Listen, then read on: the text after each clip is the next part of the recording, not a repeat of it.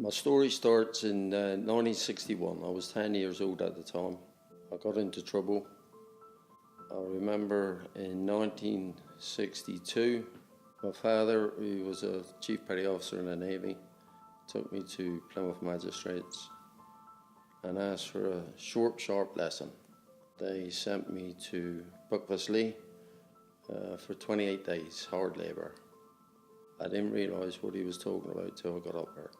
The staff there were not very nice people.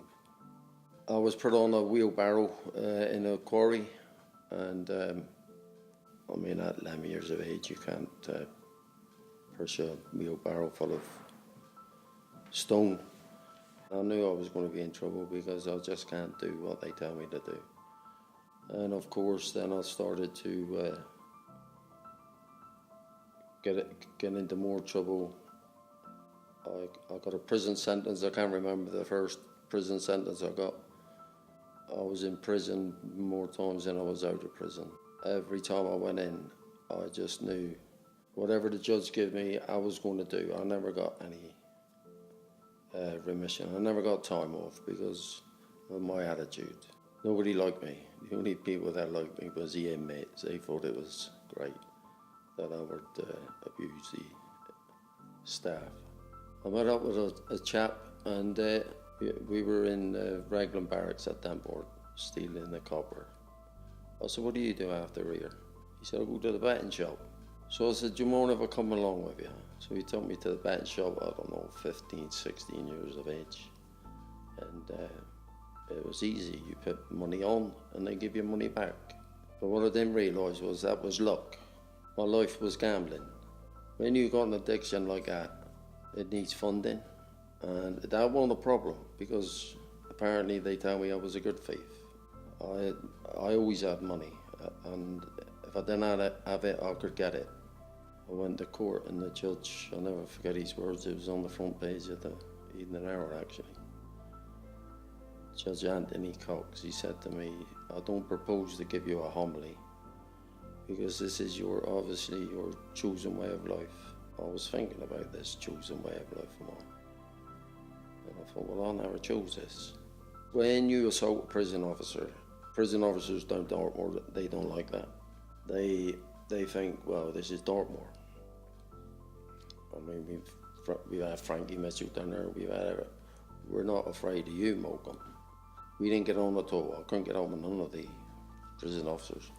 I ended up in the block at Dartmoor. I spent all my time down the block. I would go in front of the governor.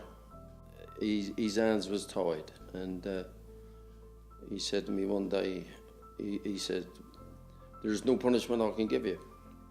He said, "But you're going to be punished. I'm going to put you on bread and water." That went out years ago. And then one day,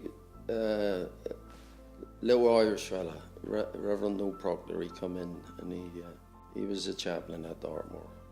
And he was a nice chap. And he said, "What's going on here, Mo?" I said, "Well," and I explained to him. He said, "Well, this isn't right. They can't do this to you." Oh, I said, "Don't worry about it, no."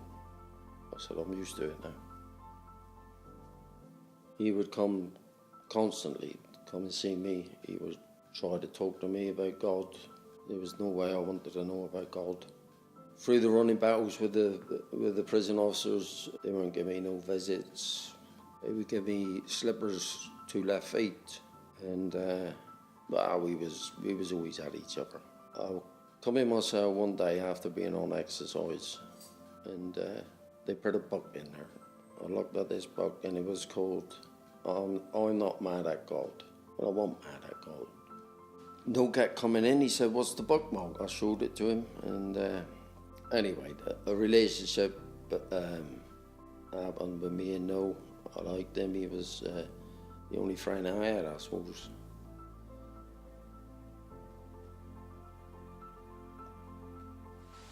And I started to read this book, and certainly didn't understand it. But he said to me, "Would you like to go to church?" I said, They won't have it now."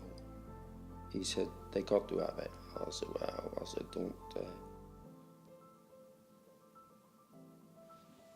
don't get yourself in trouble for me.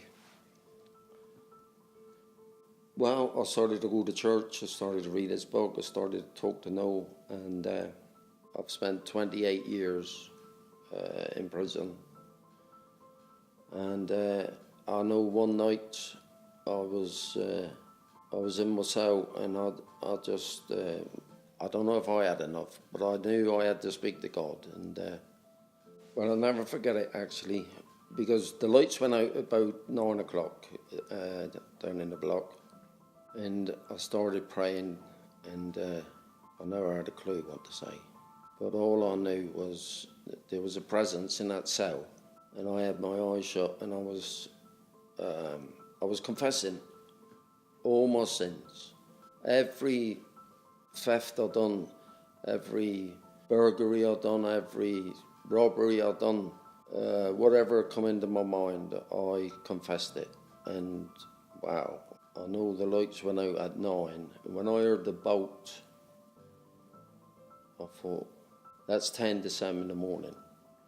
So I've been on my knees for 10 hours, and I'd never opened my eyes, but I just knew but it felt like my cell was full of light. As I woke up, I opened my eyes. I just knew that I was a different person. I had no bitterness. I just had peace. I just felt great, really. And then when he opened the door and I said good morning to him, he looked at me. He didn't say good morning back. I went out and I asked for a letter, but in a different way. Normally I would tell him. Unfortunately, the gambling hostel was a big mistake, because not only did my hopes of having a new life evaporate, I met up with some people that we done some naughty things, so I had to leave London.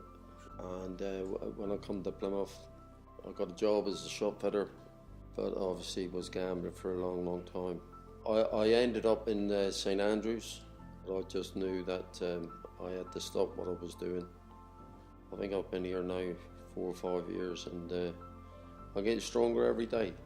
The gambling has stopped, everything has stopped that I was doing wrong. Well, my life has turned around 360 degrees, so all because of the Lord. I'm very happy to carry on and to do what I can to have a better life. I was educated in a school of life. The only one is Jesus.